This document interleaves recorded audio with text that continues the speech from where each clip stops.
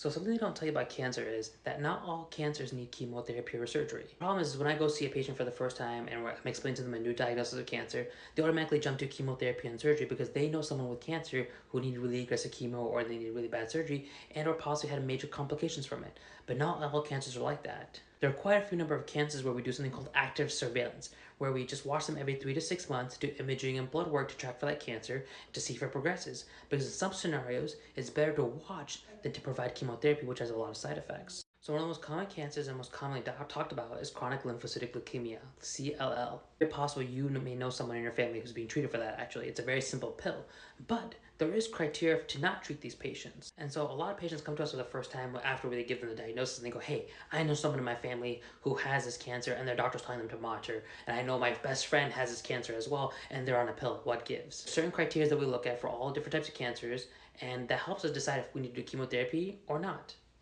The reason we do active surveillance is because we found that through studies, rather than giving chemotherapy, we're actually saving that patient from getting chemo and maybe we can avoid it altogether.